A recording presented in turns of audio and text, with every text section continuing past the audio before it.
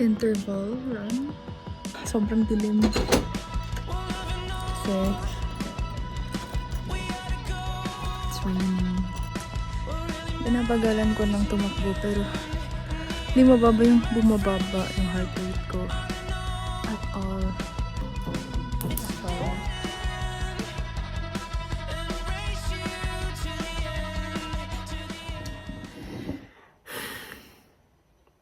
week 2 update.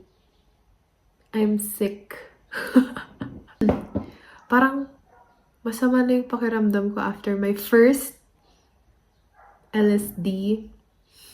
And then, nag-rest lang ako nung Sunday.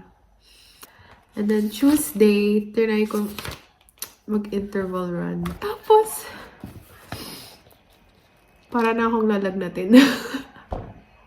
So, yun. Lesson for future Abby and kung sino pa pang friends ko na makakanood nito. Listen to your body.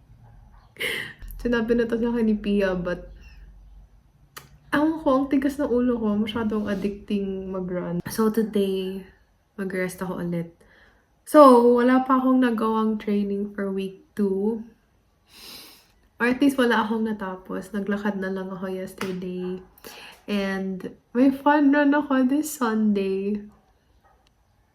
So yun, I hope I can make it to Sunday. My first fun run today! Get ready with me. Char. Hindi ko alam yung gagawin ko. Wait. Let's go!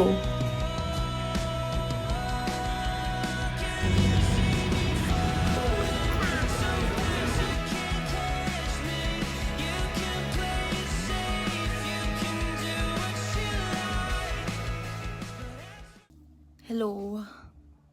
This is end of week. Wait lang. I joke. End of week 6.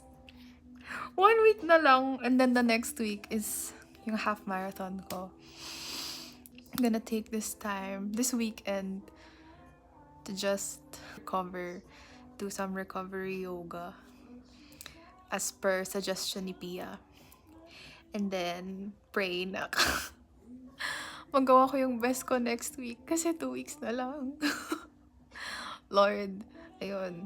Fault ko rin. Sana matuto na ako na hindi masyadong i-push yung sarili kapag injured or kapag di kaya. Kasi nga, mas malala yung consequences. So,